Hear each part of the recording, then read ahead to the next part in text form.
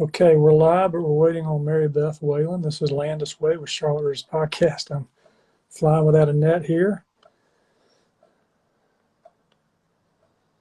I just sent an invite to Marybeth.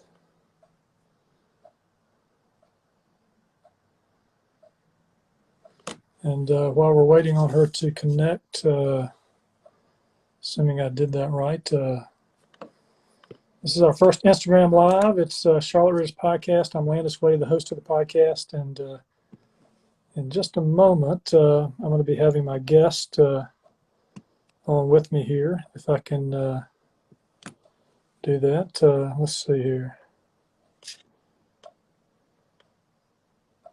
She joined. Now I've got to figure out how to add her. Somebody with technology should probably tell me what I'm doing wrong.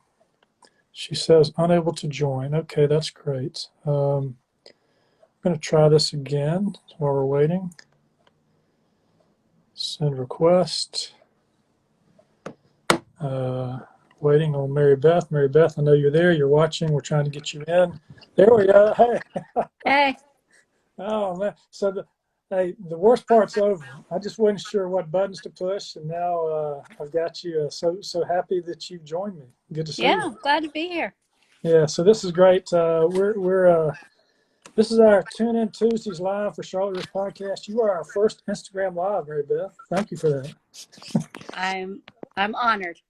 Well, you know, we've got a little history there. You were my first teacher for Instagram because when you came over to the studio to record, we were talking about this thing called Instagram, and you said, "Here, I'll show you how to do that." And you held it around and pointed to that. Man, I ended up taking a picture of myself by accident. I think it's still in my feed somewhere. That's funny. Yeah, but this is going to be great. I appreciate you joining me. We got a couple of things fun planned. We're going to talk about your new book today. We're also going to talk about a little bit of marketing on the Instagram side of things, and because I know you're in that space quite a bit. And then we're going to, kind of go here and there and have a good time. But first, I want to thank Parker Books, our sponsor, and also Charlotte Mecklenburg Library, our sponsor, and also our Season 7 sponsors, Charlotte Writers Club, North Carolina Writers Network, Charlotte Center for Literary Arts, and Spark Publications. Thanks to all of them. Now, Marybeth, we have to start out because listeners, viewers, whatever we're calling you who are on, thank you for joining. One thing, and I'm getting a little feedback there. I don't know how that, are we getting that feedback? Let's see. Okay, I'll back away a little bit. Maybe I'm too close to the microphone. Marybeth was on the podcast in, I think it was early, trying to see, it was September of 2019, season 4, episode 4. You were on the podcast to talk about your book, Only Ever Her. Great book, check it out. Woman goes missing right before she gets married. Character-driven book like the one we're going to talk about. But Marybeth, when I talked to you then, we talked about your ratio. You were 6 children and 9 novels. And I think now you've added a novel, but not children, right? No more children. So No. you're keeping the ratio. Actually, our number's going down. They're growing up and leaving. And they're leaving. Yeah, I mean, they never truly leave. You know that, but. And I asked you about that. At home anymore. And I asked you about that ratio then. I take it they're going to be moving out, so that number will go down. The novels are going to continue to go up, I assume. Yeah, I mean, this was the latest, and it just came out this month. And sorry, I'm getting messages coming across. That's why my attention is distracted. So that just came out, and then 2020's been a little bit. Yeah, there it is. 2020's been a little bit, not a creative year to live in, at least on our end. We ended up unexpectedly deciding to move, and we were always going to sell our house, but we ended up relocating to the coast of North Carolina, and we're not in Charlotte anymore, which we've been in Charlotte our whole lives. So that was a big adjustment. And then, of course, lots of kid changes and kids moving around the country as well. And so it's been a hard year to write, to be honest. I'm just in the past couple of months really seriously getting back to thinking about the next book. So, well, let's don't get ahead of ourselves. I know you're always thinking about that next book, but let's talk about this book that's out because I've read the first 2 or 3 chapters of the book. I've looked at information about it. this is a really fun beginning to a book. You set it in Raleigh, North Carolina. And Marybeth, I have to wonder because, the very first chapter involves a podcaster. So maybe your experience with Charlotte Reader's podcast led you to put that in the front of the book. It's funny. I have no explanation for why that was a podcast opening, except that it just was a really nice way to frame that story and to kind of, especially in a story like this, it's a nice way to give kind of an information dump without it, being an information dump, working in some background details and kind of setting the reader up for what's to come. And so that was just a great way to do it. Yeah, the first chapter involves a podcast transcript from the Nosy Neighbor podcast, episode 108. What a great idea for a podcast, right? You don't even have to walk across the street to do your gossiping. You just put in your earphones and hear what's going on. Yeah. Exactly. So we got this book title. Here's the cover. This Secret Thing, the novel. It's set in a neighborhood in Raleigh, North Carolina, and you draw us in with the opening scene with a woman. Her name is Nora Ramsey. Single mother raising a young girl who's in high school. She gets arrested for running a prostitution ring, right? Yeah. Yeah, she's a suburban madam, yeah. Well, so allegedly. Where did this what if come from? Well, I don't know being from Charlotte, you may remember several years ago, I think it's been over a decade ago, there was a big suburban madam arrest. And it was all the talk in Charlotte, North Carolina for a while. And I remember reading the story in the newspaper. And number one, it was shocking. I didn't know there was any such a thing as a suburban madam, to be honest. I was cloistered, clearly. And when I read that article, number one, I was shocked. And number two, it said that I think she had 2 teenage daughters. But I just remember there was a teenage daughter involved. And I remember clearly thinking, it's hard enough to be a teenage girl. What would it be like to be a teenage girl who has this very public thing happen to her? And really at that moment, the character of Violet was born. I didn't know that at the time, but I started really, she was kind of just with me after that. And she had quite a story to tell. Yeah, I'm glad you mentioned Violet because in those first couple of chapters, which you do a great job of hooking the reader, when I get through reading the 30 or other 40 books I got to read this month, I'm going to get into this one here too. But early in the book, she gets a call at high school to have to come home because they've arrested her mother. And she's talking to somebody who coached her in tennis who she didn't know was her mother's lawyer. And she says, "What, is my mom in trouble with the IRS?" And he's like, "No, not that." And eventually he comes around to telling her she was arrested this morning on charges of money laundering and illegal prostitution. He said it like he was saying she got a ticket for running a stop sign. And I love the way you put this. She said she squinted at him. And this is a teenage daughter. She's in high school. It was the most ridiculous thing she'd ever heard. My mother, a prostitute? Seriously? So did you just have, I'm sensing you're raising young children, you're raising teenagers, and you're probably putting yourself in their position, like thinking, not Marybeth, that you would ever run a prostitution ring, but your children would probably have to say.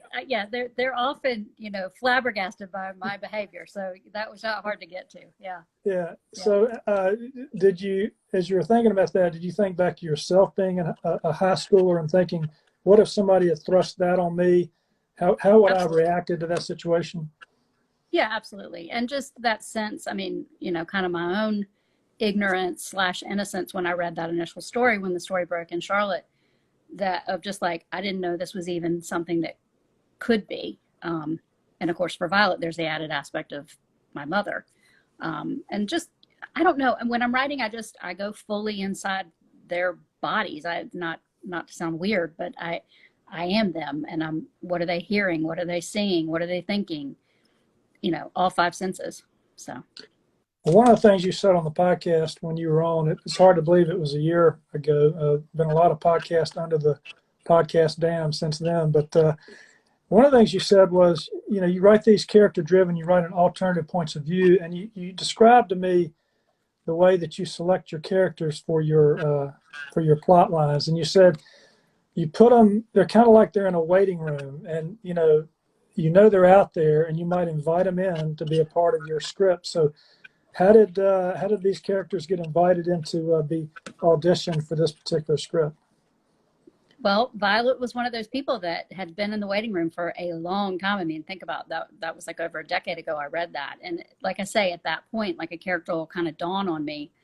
And it's like she kind of starts taking shape, and they usually have a story to tell and they're really anxious to tell it. And that's where the waiting room thing came, because a lot of times I'll be working on another story and I can't really hear their story right now. So I'm like, okay, this sounds great. You have a seat. And when it's your turn, I'll call you.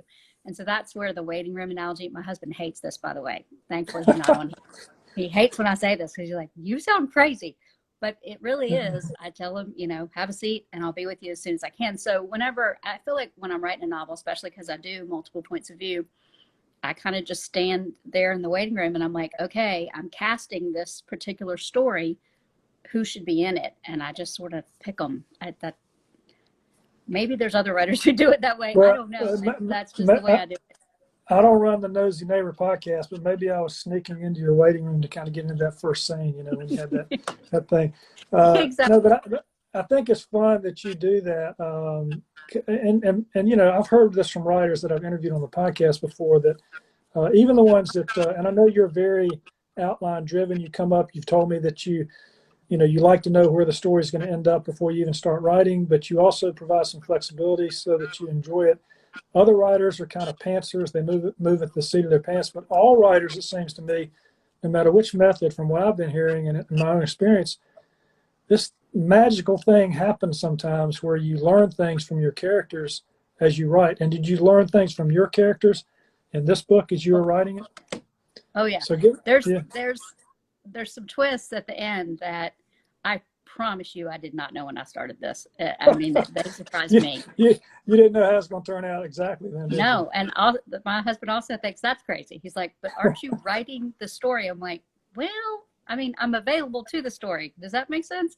So yeah. That does make sense. So tell us about a few of the other characters here in the book, and I want to talk to you about what they're really searching for, because in your character-driven novels, and we talked about this before in your previous book, Only Ever Her, all the characters in that book were lost and they were trying to find themselves.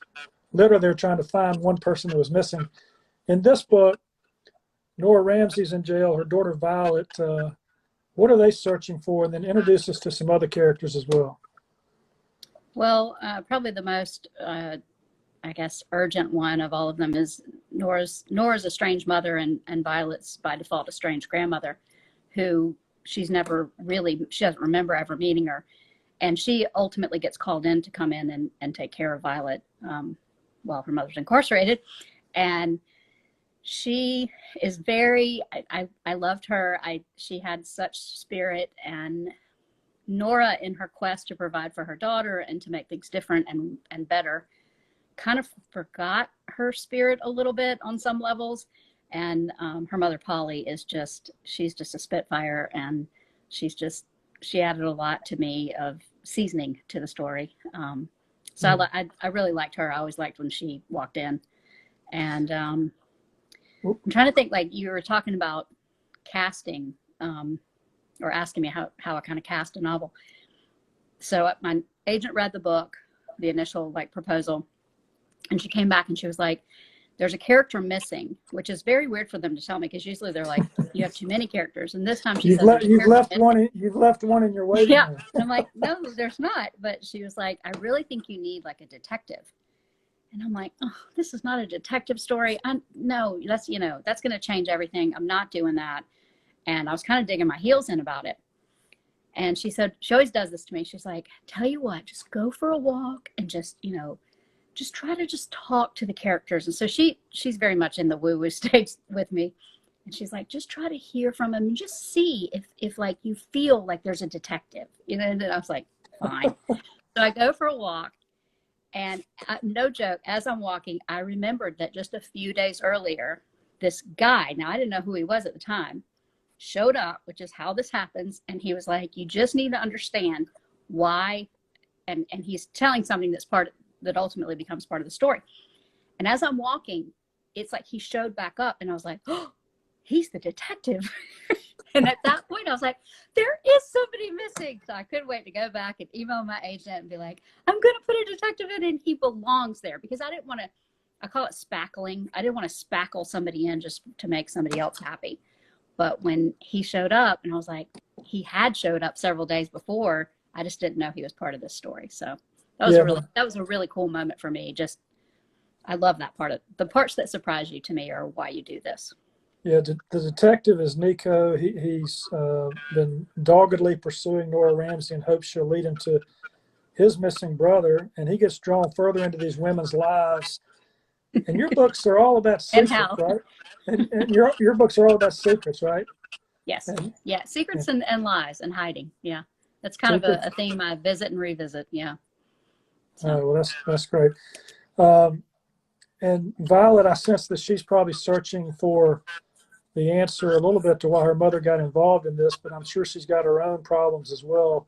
And does she get involved in helping sort out this the problems that are facing all these different characters? Yeah, that's the thing. When this starts, they're all very separate lives. All of them, they don't run across each other really for any reason. And because of this tragedy of sorts, they get thrown together, whether they like it or not. And so they all have to navigate each other, and also they all have to work very hard at keeping the secrets that they've really not had to work hard to keep before. So I don't want to say too much because there's well, you got so many secrets. I can't talk to you about it. Well, you've already mentioned, and we're gonna do a little bit of writing life. Well, let's do this. Let's shift for a minute, but before we do, let's tell people we're going to talk about Instagram and marketing, and we might work your book back into that a little bit too. But where do people find your book? Sorry, I'm trying to shed some light on this. It's getting dark in here. Okay. There, that might be a little bit better. So where are people going to find the book? I know Parker Books probably has it. Other independent Hopefully bookstores. So, yeah. I mean, Amazon's always the easiest, just because my publisher is Lake Union, which they're associated with Amazon, so that's always a really easy way to get it. But I mean, if you call any bookstore and ask for it, they can get it for you. So. All right, well, let's do this before we talk about Instagram marketing. Just a quick word I want to share with everybody, and I don't know where we're getting the feedback. I don't know if it's my fault or your fault, but I'm going to see how to fix that. Okay. When I study up on it later, since this is my first Instagram. Anyway. Did it change when I opened that window? No, I don't know why we're getting some feedback. Somebody will probably maybe somebody in the chat here can tell us what we're doing wrong, or what I'm doing wrong. Wanted to tell people that today we released our 150th episode of the podcast. So in 2 years, that's thank very you. Huge. 150 episodes. Yeah, and we have a newsletter I would ask people to consider looking at. I like to tell people we don't spam you. We only send it out every 2 weeks. So it'd take too much time to spam you. So we don't spam you. But if people are interested, you can go to the newsletter. You can find out what's coming up on the podcast next couple of weeks. Today on the podcast, The Good Luck Stone with Heather Bell Adams. It's a really great book. We got a mystery coming up next this Friday. The Bones Remember. Sarah Johnson is set in New Zealand. Then we got Witch Hairs next Tuesday, about a Nashville music executive and her life experiences. And then just in time for Halloween, Renew You with Michelle Tracy Berger. That's about a conspiracy that involves a virus that's, well, I'm going to leave it at that. This Halloween, we'll scare people with it. Let's do this. We talked early on about Instagram. You pointed me to Instagram a long time ago, and I've been slow. I've got Social Grip Marketing that's helping me with Instagram now. I've got Spellbound Marketing that's helping me with the newsletter. Thanks to them, shout out. But one of the things you talked about was that you picked Instagram sort of as your social media of choice. With so many options out there for authors to choose from, it can become overwhelming to try to do Facebook, Instagram, Twitter, LinkedIn, everything. And you chose to do Instagram. And maybe you could just share with our viewers why as an author you chose that, and we'll talk a little bit more about it. Well, I was, like a lot of people, I started out on Facebook and enjoyed it. But I just started noticing like people fight a lot on Facebook, and everybody's got their opinions and nobody agrees with anybody. And I started noticing when I got off, I would kind of feel worse about being a human. And I was like, well, that's just not pleasant to me. And I thought, that's just not what I want. But then somebody talked me into getting on Instagram. They were like, you would love it.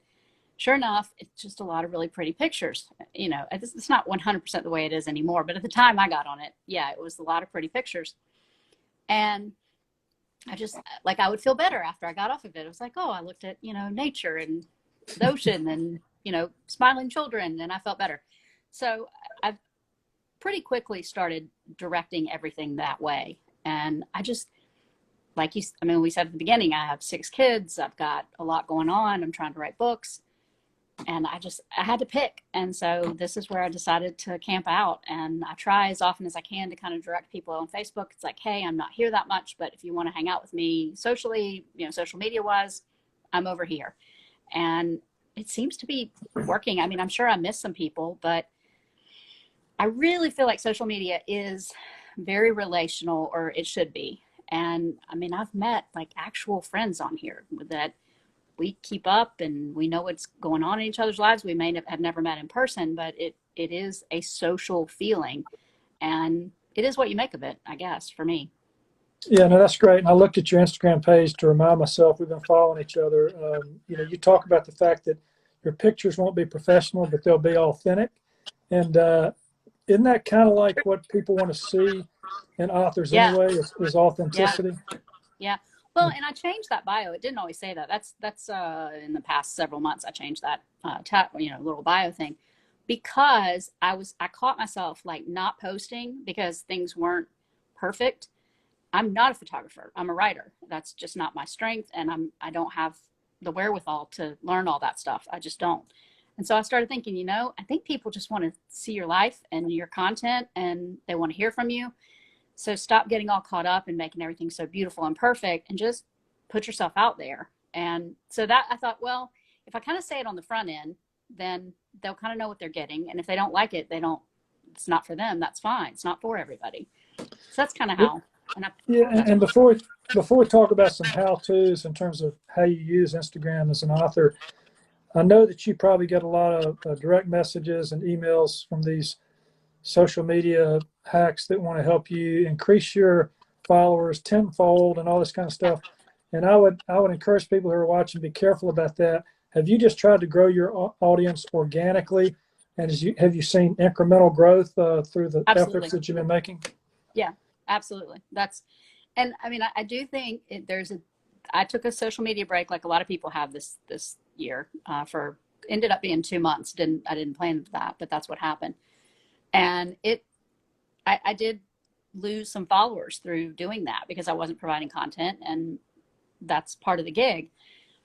But then when I came back and I started amping back up, I noticed it went back. And so I do think if you want to engage with people and provide content, you will see, it won't be magic. Very seldom is it like a magic influx, but you will see growth, and you will see, I think it's better to have 1,000 really committed people that you actually feel like you're in relationship with than 10,000. Yeah, I think I heard of her. Maybe I do follow her. I'd have to go look. I do think there's something valuable to that. And that's not really, that's what I'm after, is developing relationships and caring about people. And I think people can tell the difference. Yeah, that's really good advice. And I know that there are all kind of things on Instagram that I haven't figured out yet. Like Instagram. Crazy. I'm sorry, this light is driving me crazy. Well, I'm on this porch. You're getting more suspenseful as it goes on. It's like I might need to move, and I have an overhead light, but I have to put the phone down to go get it. So I'm trying to fix this, and I'm not doing a very cool job at it. So that's all right. We'll see. This is me being authentic. How about that? You're being authentic. Yeah, I can't get it. Speaking of authentic, when you are engaging with your Instagram audiences, you're walking now? I can see that. Yeah, I'm turning lights on. There you go. We can see you now. Yeah, I can't take it. All right, go ahead. So when you're engaging with your Instagram audience, are you doing that more with your regular posts or with stories or with videos like this? Or what do you typically default to? Yeah, I definitely do stories more than I do posts, just because to me posts should be a little more curated and all that good stuff. Um, and stories are easy just to throw up and they're gone in 24 hours and you can even delete them later if you don't like them or whatever. I'm challenging myself to try to do more like um, FaceTime, like literal, show my face on stories. I'm not good at it because I mean, to be honest, I'm pretty camera shy. And so that's my own personal challenge to myself this year. Yeah. Well, you're not shy today, except for not turning the lights on. I keep forgetting that it's starting to get darker earlier. Yeah, it is. Okay, so with this idea of not being perfect but being authentic and being on Instagram, have you sort of developed a strategy for how you use Instagram to do like a book launch? Have you worked that into your book launch strategy or? I mean, we did I was very fortunate. Friend who's a bookstagrammer and a very gifted. I mean, you talk about being able to, style her photos and all that. She did my cover reveal for me, which was very, very wonderful and sweet. And she also helped me with that. She did it on her own channel, and then I did it on my channel. So that was neat, and that kind of builds up people's excitement for the book to come out. And so I did that, and I'm trying to think what else I did. Um, you know, Sharing when the book comes out, sharing news about the book. I mean, yeah, I do all that. I try to really balance it though, of like feeling like I hit people over the head with my book, my book, my book, because as much as yes, I'm a writer, but I'm also several other things that people may have followed me for those things and not the fact that I'm a writer. So I try to pay attention to that I'm kind of being balanced in the content that I provide, and just me as a human being. Like I'm just, I'm a mom. Like today I shared what I made for dinner, that kind of stuff. So people like that. So what's for dinner? I made this pork chop stuffing crock pot thing. So can I come over? You want to drive to Sunset Beach? Oh, you're at Sunset Beach. Okay. Yeah. That's a little far to drive. Yeah. Yeah. So, hence the kind of rustic porch I'm sitting on right now. So because authors are resistant sometimes to social media, talk about what's fun to you about using Instagram. Well, the big part of it is the relationships. And I think just being brave enough to comment on other people's things and comment publicly, because I've made some really neat associations because somebody saw me comment on something else and then they came over to check me out. And, it's that whole organic thing, it just grows. And I think being brave enough, putting yourself out there, like I said, showing your face. If you don't like to show your face, challenge yourself to do that. Challenge yourself to show content that maybe it's not the most beautiful thing in the world, but own who you are and what you're good at and do those things. Like for me, I'm not good at, I like taking pictures for myself, but I'm not a photographer. So say it and still don't retreat from it just because there's something you don't do spectacular. And like you said, there are people that you can hire to do that kind of stuff too. Our problem is we have so many people in college, I can't hire anybody. I have to figure it out by myself. Well, and I think there's something to that. Although social grip marketing and spellbound marketing have been pushing me, and we do these little Tuesday or Thursday tips and Wednesday words, and they go up on stories. And that's awesome. I get in front of here and just talk. I'll probably get evaluated by them afterwards and say, okay, Landis, you pushed this button wrong. You did that. No, actually, they'll be very supportive. They've been very supportive. Let's kind of wrap this up a little bit here. I know you're excited about the book launch. I'm excited about your book. This is, with authors like you're going to be writing the next one probably before you finish promoting this one. But I like to ask authors, a couple questions about their writing life. I may have asked you this already, but tell the viewers out here, Marybeth, 6 children, 10 novels. Why do you write? Well, I'm not qualified really to do anything else. That's really all I got. That's pretty much in the handing out of talents. That's the one thing I can actually do. No, I mean, honestly, I write because it's a compulsion. I can and did take time off this year, and it was good. And it, you know, my brain was kind of tired of processing all the stuff we've all been processing this year, and I needed that break, but I could not come back to it. I mean, the stories just keep going in my brain, even if I don't write them down. It just helps to write them down because then they're out. So yeah, I mean, I'm a storyteller. Yeah, that's great. Well, the book is This Secret Thing. It's the 10th novel that's out. It's got a prostitution ring that starts things off. And you know, Marybeth, the reason people remember that story in Charlotte as much as they do is because they were worried about her contact list, you know. That's in the story. That is actually, I worked that up too. Yeah, everybody was nervous about whose name was going to show up on the list, right? Yeah. And I of course, to write this book, I did some research, and that's very common, actually. There are suburban madams, believe it or not, all over the United States. And that is usually a big part of it is, you know, sometimes the madam is a small fish that could get bigger fish, and she's used as kind of bait. And so that's not that uncommon. I mean, it was uncommon for us in Charlotte because we'd never heard of it before, but yeah, it happens more than you know. Well, that's great. It looks like we didn't break anything on Instagram tonight, and we went live on Tune In Tuesdays with Charlotte Readers Podcast. This is something we're adding to our menu as if there's not enough else to do. But for those who don't know about the podcast much, you can find us at charlottereaderspodcast.com. We're also on the Charlotte Mecklenburg Library website. We're also on Apple, Spotify, Stitcher, iHeartRadio, Authors on the Air, Global Radio Network. Anyway, we're all over the place. So that's awesome. Check it out. And fun to see you grow from when it all started. Yeah, it was pretty small. Well, you know, it's interesting, and we'll shut it down here in a second, but one door closes, another opens. COVID has been terrible in a lot of ways, but we've had to learn new technologies. And on the podcast, I've had to learn how to record remotely.